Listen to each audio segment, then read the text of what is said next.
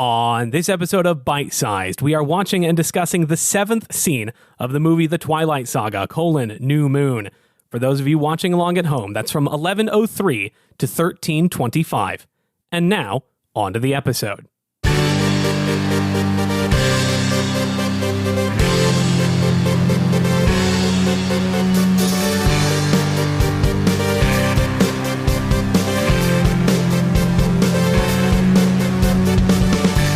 Everyone, and welcome back to yet another episode of Bite Sized. If this is your first time listening, here's what's going on. My name's Ben. And I'm Sarah. And we're watching the movie The Twilight Saga, New Moon, one scene at a time, and sometimes we have a guest. And this week we do have a guest. We do have Sarah, a guest. I know I normally introduce guests on the show, but I'm going to let you handle this one. Thank you. Attention, everyone. We have a very special guest today. She is incredible. She's so smart. She has a master's. Wowie. She's my wife. It's Megan. Hello, Megan. Welcome to Bite Sized. Thanks. I'm so excited to be here. Thank you so much for being here. You're the second wife of a host to be on this show. Wow. We've now had 100% of wives of hosts. 100% wife turnout. All of our wives have been on the show. That's fun. Megan, I'm going to start this interview the way I start every interview on the show. That's by asking you, what is your history with the Twilight franchise? You know, I was never like a huge Twilight person. I read the book. Were you ever a small Twilight person? Yes. Like perhaps the size of a Polly Pocket. I lived in Utah briefly. And, that's Twilight Central. And they had like a $1 cinema thing on. Sure. So you would go and it was $1 and they played like movies that were 5 to 10 years old. So we watched New Moon there, but they would cover part of the screen if the clothes were too revealing. They would bleep out parts of it. So I don't actually know if I've seen an unedited version of New Moon. You've seen at least one clip that's unedited. You've seen approximately 2 to 2.5 minutes unedited. The rest of it, uncertain. But if Bella's shoulders were showing, they couldn't have that out to the public. They had to cover that. No. Joseph Smith hates shoulders. It's his least favorite. Least favorite part of the woman is the shoulders. That's like 50% of what the gold tablets say. It's just in the biggest writing possible. No shoulders. It just says no one wants to see also, those. Polyamory's fine. Shoulders, thumbs down, multiple wives. Love that. And then some other stuff. And we just established that we on Bite Sized are pro wives. Yeah, love wives. Love my wife. This show has 2 wives, if you think about it.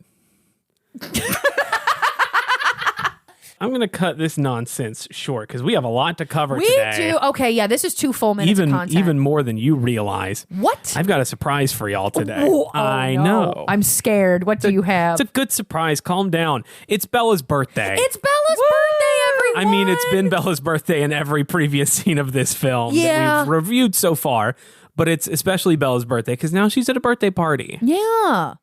Bella has specifically said all throughout the previous scenes that she does not want to be celebrated. Hates birthday. She does not like birthdays. She doesn't want anything to do with birthdays. But she doesn't want to be old. But she does. She's the worst thing a woman can do is age. Yeah, she's 18 and worried about being old. Her eggs are shriveling as we speak. Now, do we know if she actually doesn't like birthdays, or is she doing that thing where it's like, no, don't celebrate me? It seems like she genuinely, if the past movie tells us anything, Bella hates being noticed or really perceived by other people in any way. Fair. Birthdays I can do relate involve to that. Yeah, which sucks for Bella because she's in a movie, so we're all perceiving her all the time. The main character. Yeah, so she doesn't even know how many people are perceiving her. Alice leads her down the stairs to a room of 6 people, I think, 5 or 6 people, standing in complete silence.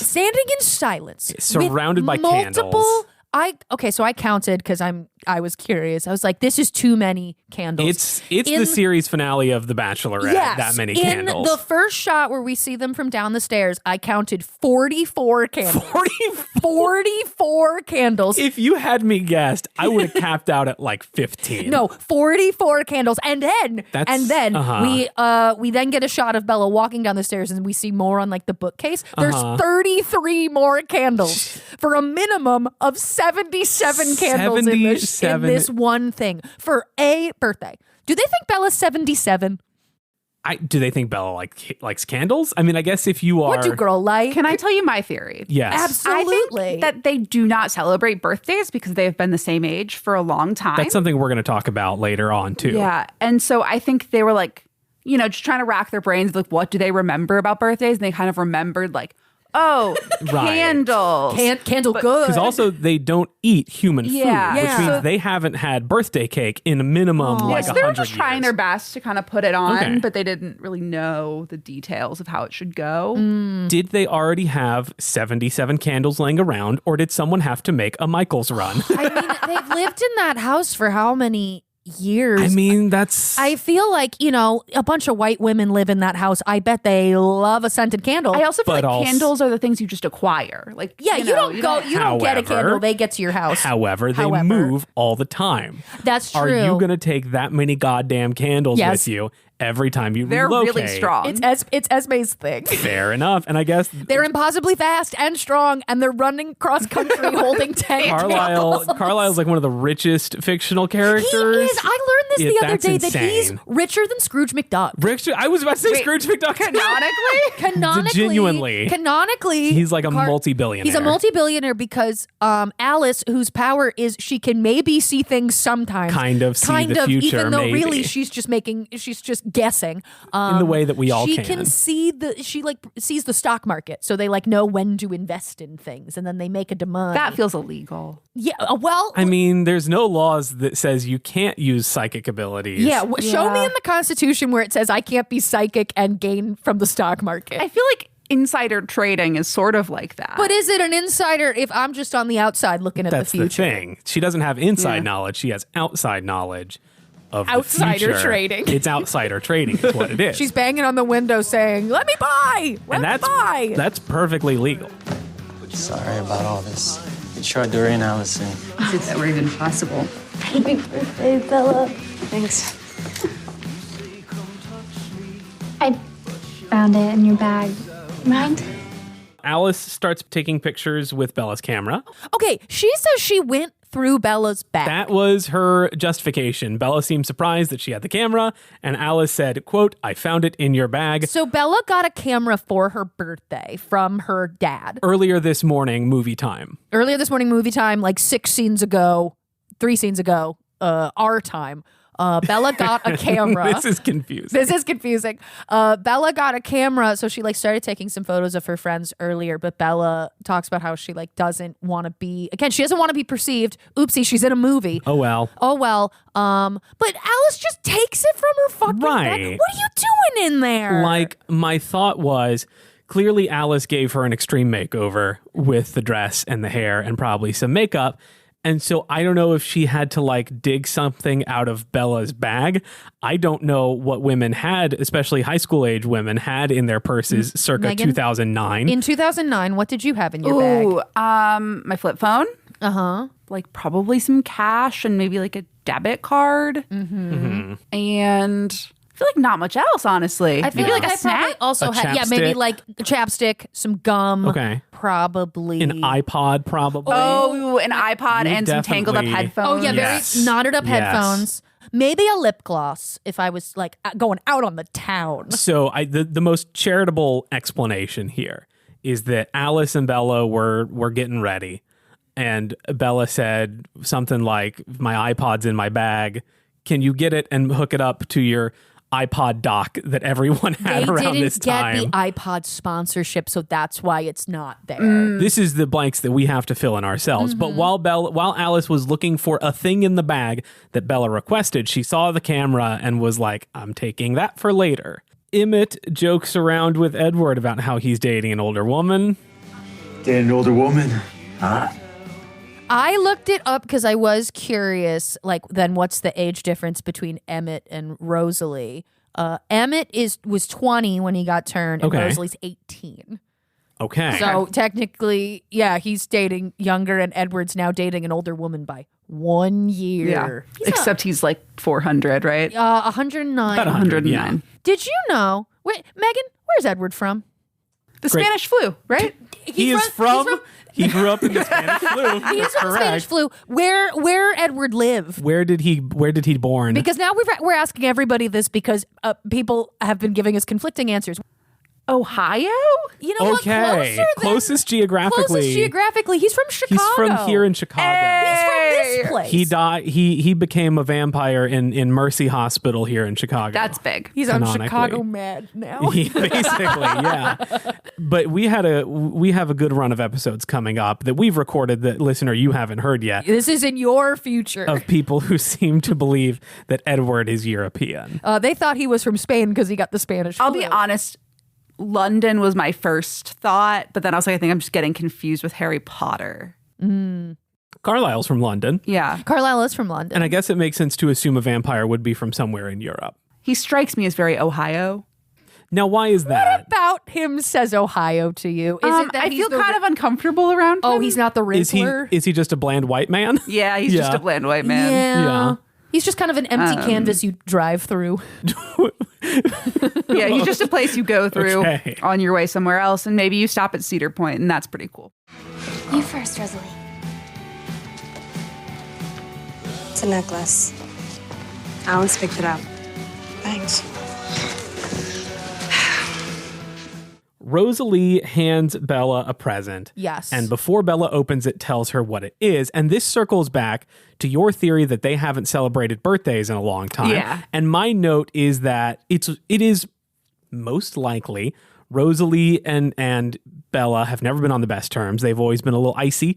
Rosalie's always been the least receptive to having a human hanging around. So, of course, it kind of makes sense personality-wise that she just say, here's a necklace, whatever. But I think there's also something to the idea that giving each other presents in the Cullen family with one psychic and one mind reader is probably kind of, it's hard to surprise people in your family. I also think, like, let's say they do celebrate birthdays. Right. I don't think they get each other presents because you're going to run out of things to get. If and it's space like, to put it, yeah. It's your 400th birthday. I'm going to get like another robe. Right. As Rosalie was on there ruining what a birthday gift was, did y'all notice this giant ass piece of drip on her neck? Yeah, the massive cameo on the massive weighing her down. I was like, what the fuck is this? And I looked it up because I was like, well, this must mean something. Otherwise, why the fuck does she have a dinner plate on her neck? Did you know the Cullens have a family crest in the movies? Yeah, that Edward wears like a leather wristband. Yes, I didn't know this. Megan, can I teach you about this? Yes, please. I think no Jasper does too in one episode. All of them. All of the Cullens have this family crest. I don't know, and this is my big question, who designed the crest? I do not know, but I want to believe it was just a group project where they all came together. Is it like a historical thing? No, it seems like it was made for this movie. It's made up of 3 parts. It has a lion, which represents strength and ferocity. It has a hand, which symbolizes faith and sincerity. And it has 3 three-leaf clovers to represent the past, the present, and the future. And these notes came from Catherine Hardwicke, wrote a book called The Director's Notebook about directing Twilight, and talked about the crest in there. But each of them wears the crest in some way. The boys wear little cuffs with the crest. The girlies all got jewelry. So Rosalie has that dinner plate on her neck. Alice, if you look in this scene, has like a little like choker that she wears. And Esme has like a little bracelet. Oh, and Carlisle has it as a ring. Okay. So everybody in the Cullen house at all times is showing off. Yes, I am a Cullen. Get used to it, you fucking losers. It's giving cult. It is giving cult. And it's a little bit giving kink. Yeah. Like, my family's a family crest, and that shit is, I think, in my dad's office hanging somewhere, and that's about it. Yeah, my question is that, like, because we already talked about Carlisle being from London in the 1600s, that seems like the kind of shit a medieval British family would have. Yeah. Maybe that's just the Cullen family coat of arms. And he's like, here, children, now you wear this because I own you. You are my family now. Well, apparently they, per this book and the notes I was reading online, apparently they made it to symbolize that they're not just a coven, they're a family. That's... okay. Which, you know, it's really giving, like, at work, like, we're not just employees, we're a family. That's what I was about to say, is that it's giving your boss saying that you're a family while denying your PTO. Carlisle, can we have a pizza party, please? Bella is given another present. Just a little something to brighten your day. Yes, you've been looking kind of pale lately. it comes with an insult. She looks from pale. Esme. She says, "You're looking pale." We never find out what it is. Also, fuck you, you're a vampire. I thought it was like a cheeky little like, oh, you're looking pale because you're hanging out with vampires and we're pale. Like, I thought it was like a cute kind of thing. Spoiler alert, for a little while later in the movie, their present to Bella is tickets for her and Edward to visit Renee in Florida. So I guess that's like, you're looking pale, ... you should go get some sun. Mm-hmm. She doesn't get to end that sentence though. No. She just says, you're looking pale, and which would be like, bitch. Yeah, don't say that. It would be like if I got my wife, like, I don't know, a new set of pajamas, and I say, you've been looking really tired lately. That would not go over well.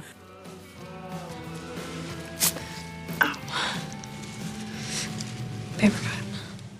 Bella cuts herself while opening this present. With wrapping paper. It's a really big cut, too. It's a massive cut. Huge. Unless this present is wrapped in tinfoil. Yeah. I didn't really see anything on the present that would cause a wound this large. Hey, actually, it was just razor blades. That's what I was about to say. It was wrapped in razor blades. You're looking pale, and also shave a little bit. Okay, new headcanon. Rosalie hates birthdays and clearly doesn't want to be there. She's like, I'm going to stir up some fucking drama. She booby-trapped a present. She booby-trapped it for the drama to say, okay, we'll see if Bella fucking ruins her birthday, then she doesn't have to come around here anymore. Blood drips onto the carpet very loudly. It makes a plop. The like, it's almost like a sizzle noise, I feel like. Yeah.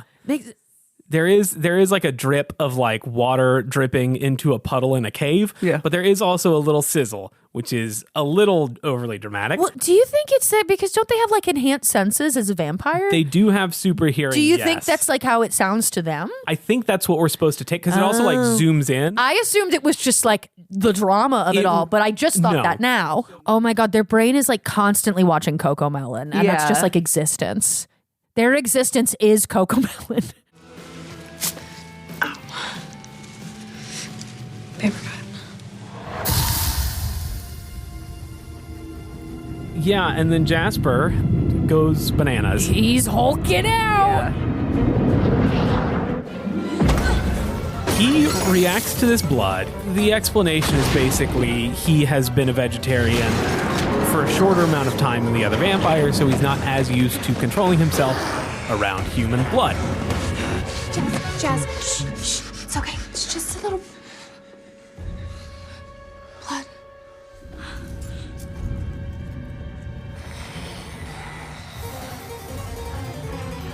Get Jasper out of there.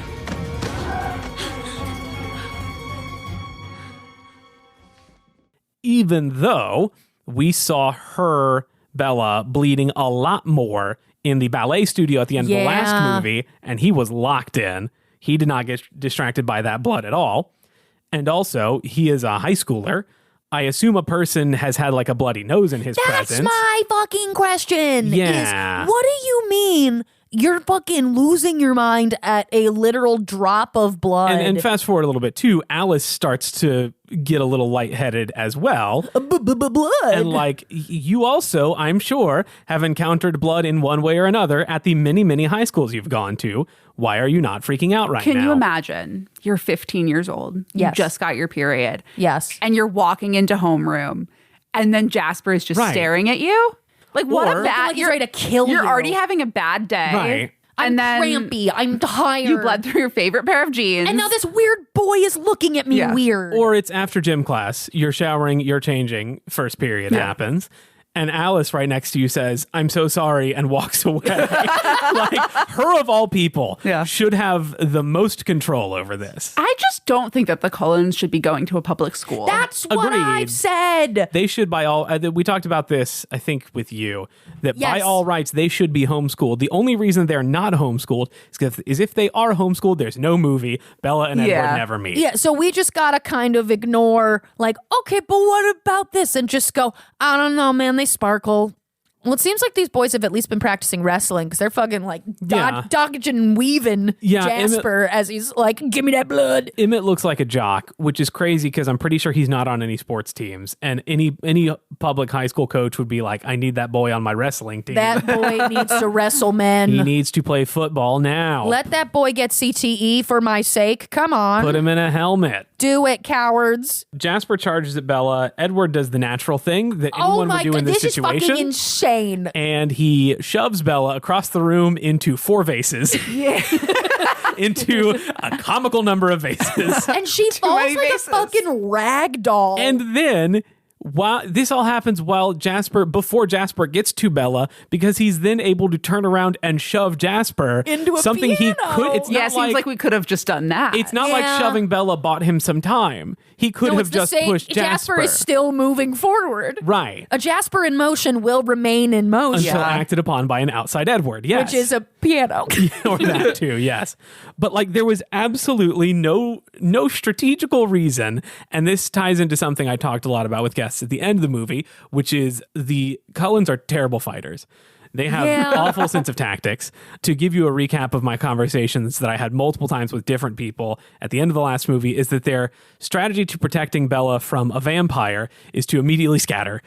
Instead of there are 7 vampires trying to protect Bella from one vampire, and instead of staying in one big circle where they have a number advantage, they send Bella away with one person, making it an even fight, and the other 6 just sort of split up somewhere else. And I do think this is another reason why they should be homeschooled, because if they were homeschooled, they could be learning battle strategy instead of Romeo and Juliet. Yeah, and they're talking about Romeo and Juliet so much in this fucking movie. As a former homeschooler, we spent a lot of time on hand-to-hand combat. Yeah. I did look at the behind the scenes because it's on YouTube for the DVD of New Moon. And apparently when they filmed Bella getting thrown into the wall and Jasper getting thrown into the piano, not a single of the regular actors are on set. If you look, every person in that room has been replaced with a stunt actor. That makes sense. So even like Edward is a stunt actor and Carlisle is a stunt actor. I guess because they wanted to be sure in case something went wrong, the actual actors didn't get hit. But credit to Crystal Dallman, who was Bella's stunt double. Cool. Yeah. Took a good fall there, Crystal. Crystal, you fell real good for what you were given. Into some crystal, Crystal fell into crystal. Crystal, if you want to come on the pod, let us know. Good job. Oh my God, Megan gets pod. Megan gets pods. Yeah, like I said, Alice starts to freak out about the blood too and has to leave. And then just sort of everyone awkwardly leaves. And Carlisle rushes over to Bella and is like, I'll have to stitch this up in my office. Well, because Bella suddenly has like a gash up her massive wound down her from her bicep, from all the vases, from the broken glass. Now, have we considered that Edward shoving Bella is actually unrelated to Jasper? That's actually would have done that anyway. That's just a birthday tradition in the Cullen house. Oh my God, is that they shove you into a bunch of vases? Birthday shovings. You get shoved into the wall as many times as years old you are. I was about to say there were 17 more of those coming. Because they're like indestructible. It doesn't matter. Yeah, so it's like the fun thing they do is like, let's shove you into the wall 400 times. You know what? Yeah, Edward wasn't even looking at Jasper when this happened. I know canonically he's definitely looking, but I'm now imagining he's only focused on Bella and is like, all right, first birthday shove. Oh, shit. Yeah. And he didn't know how strong he was. He didn't mean to make it that hard. Yeah. Yeah. Check on Jasper. I'm sure he's very upset with himself, and I doubt he'll listen to anyone but you right now. Edward. Carlisle says to Edward that he needs to go calm down Jasper because it would mean the most coming from him. And I don't know why that's true. But maybe because they're close in age. And maybe because this is something that Jasper did to Edward's lady. Yeah. That arguably Edward did more to his lady. Edward did so much what? more. Edward, Hashtag not Jasper's fault. Okay. YTA, Edward. What are you doing? Yeah, I don't know. Hi, I-18F was at a party. 18/109M. So all that to say, Megan, if you had to give the scene a name, what would it be? And this is also going to be the name of the episode, so make it good. I feel like Bella's never used wrapping paper before. So I think the title of the episode is Baby's First Wrapping Paper. Great. Baby's first wrapping paper. Baby's because first wrapping paper. we all remember the first time we used wrapping paper. And we got a giant gash on our arm, and then our greatly injured boyfriend shoved us into a wall. Yeah, and made us bleed even more. No, hospitals Fantastic. across America are starting PSAs against guys for your birthday. Stop using wrapping paper. So, Megan, this is where I ask my guests if they have anything they'd like to plug. I'd like to plug the concept of naps. Great. I think naps are really great. I recommend taking a nap that's like 30 to 40 minutes. Optimally, drink caffeine right before you take the nap. And then when you wake up, the caffeine will hit. You'll be ready to go about your day. You won't be groggy. You can follow me on social media at Oops All Smurf on mostly Blue Sky these days. But also, I'd like to promote The Real Housewives of Salt Lake City. Yes. Okay. What an incredible show. The drama this season has been spectacular. They had a crossover with Below Deck. So 2 Bravo shows colliding. Wow. More Utah culture. More Utah culture for those Sure. of you interested in the Utah aspect of it all. Or anyone who's just interested in watching what happens live. Exactly. So I'd like to promote that as well. Sure, Real Housewives of Salt Lake City. Yeah, you're welcome, Andy Cohen. Yeah. Andy Cohen, come on the show. For all the business we're sending your way.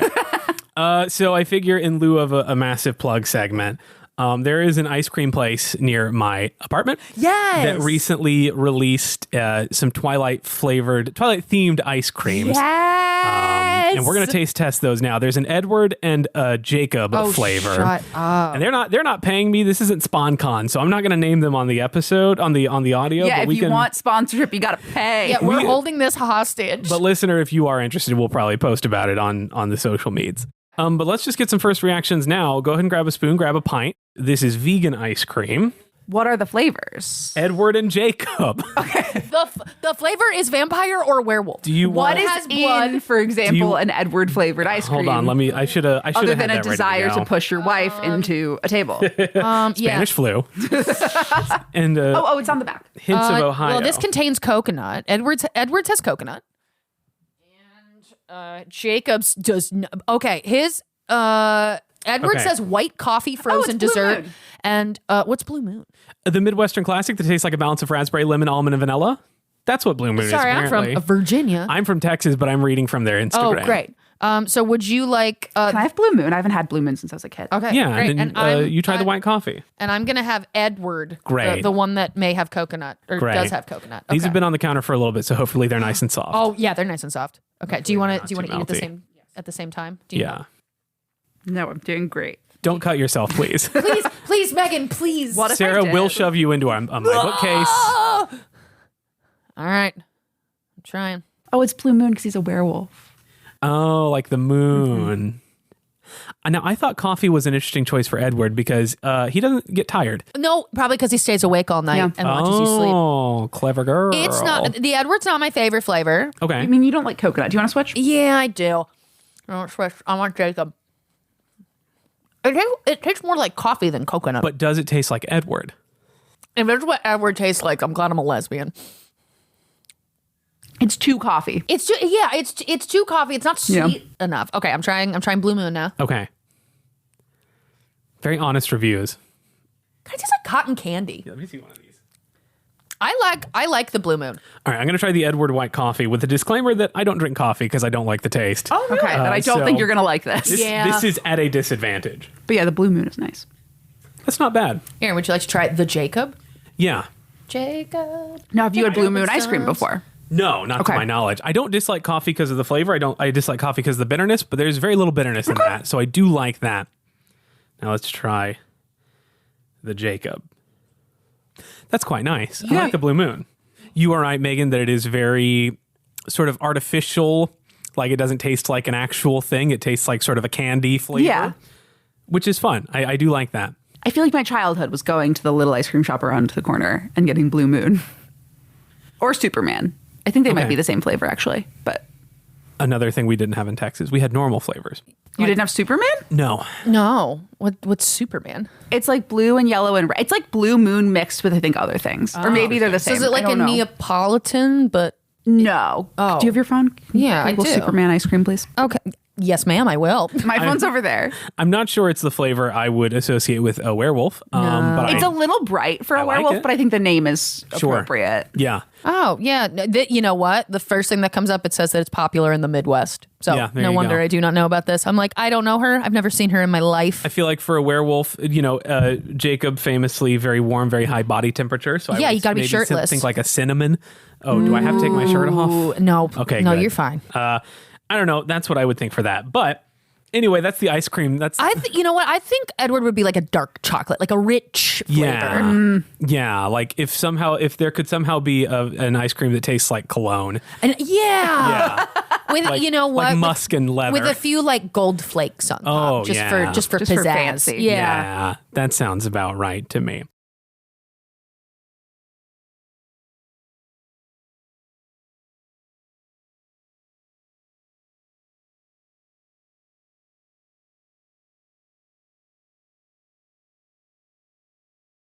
But anyway, now that the ice cream segment is over, I don't know if we have a jingle for the ice cream segment. Probably not, because there will almost certainly... All right, Oxter, this is your time. I'm teeing you up. It's time for the jingle. Can't guarantee Everybody's favorite ice cream jingle. Can't guarantee you we'll ever do an ice cream segment again. People are demanding it. Megan is literally crying at the idea of there not being an ice cream jingle. How could you do that to my wife? Don't feel like you have to make a jingle for a one-off segment.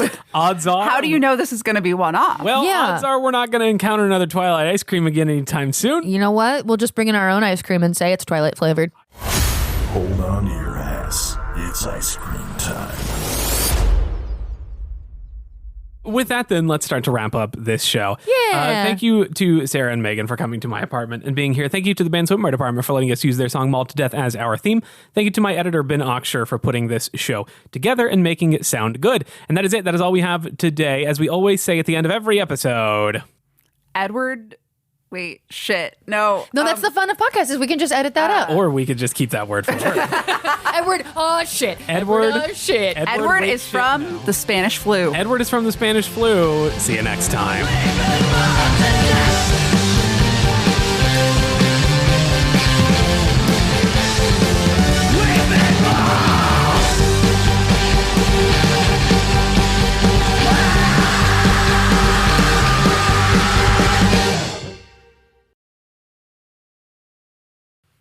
Megan's first podcast!